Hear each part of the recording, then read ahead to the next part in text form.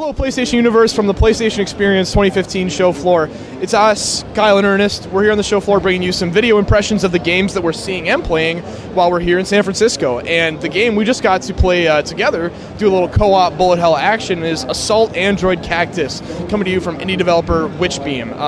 Now, Ernest, what was your first impression of Assault Android Cactus? Because I'm walking into this demo and I'm like, the game is called Assault Android Cactus. Like, what are we doing? Right. It's like, what are we going to be expecting here? What sort of game is this going to be? And it ends up being this twin stick shooter that runs really smoothly. And it's a lot of fun.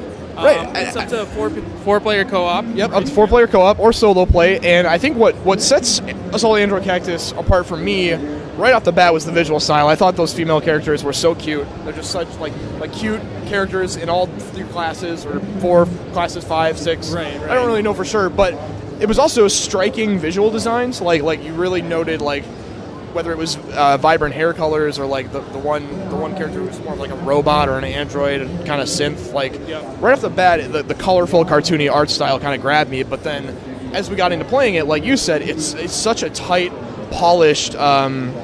The action is there, right? There's no input lag. It's got that classic arcade feel. Like it just feels right when you jump into it. Yeah. Even if you're terrible, like I feel like we were, you're still having fun because it is such a joy to play. It's so smooth. Yeah. Another thing that I thought really set it apart is not only that distinct visual style between each of the different girls, but also their different weapon arsenals that they had. You know, you had one that was a sniper, others that had sort of a machine gun.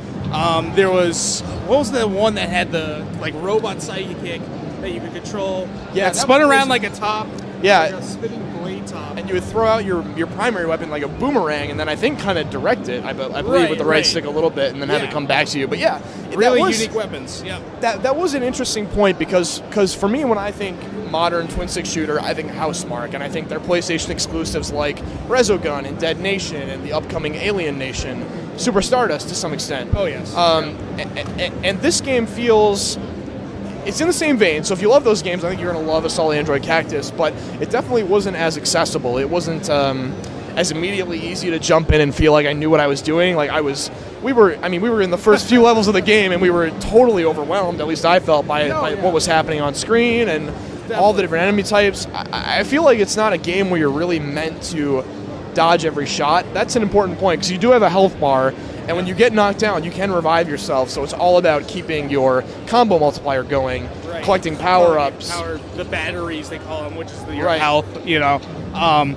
It does have a pretty big skill gap there, you know. There's a lot for people to continue playing and learn to master, and, you know, I think there's going to be players that really enjoy that, especially if you're playing, you know, with a few other people, you know, spending the night just like getting through it, and once you go through that level, it becomes compulsive, and it's like I gotta do it.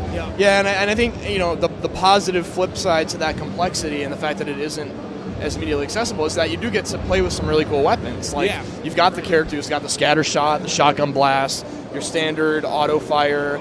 There's a constant fire laser on one character, and then everyone's thrower, you know, and everyone's got varieties. Weapons. So there's plenty to enjoy, and I think I like the note the developer left us with, Tim Dawson, who said that he was glad to see players, testers, and leaderboards strive to make one character work. If one character was pulling ahead in popularity, we would find ways to make the other character's abilities really shine. And from what I could tell from the boss fights that we bore witness to, you really can. You know, it didn't seem to me that every character would be equally as good at tackling a boss, but from what I can tell, there are creative ways to make use of extra abilities and guns. Definitely.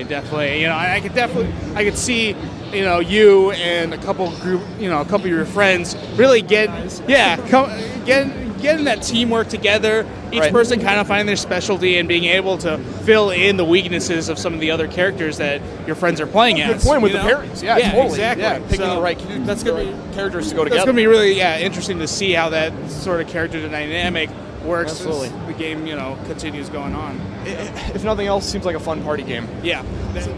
Yeah, for sure. All right, so keep an eye out for Assault Android Cactus when it hits PlayStation 4 early next year. Thanks for watching our video impressions, and stay tuned to PSU.com and all our social media channels for everything PSX 2015. Thanks for watching.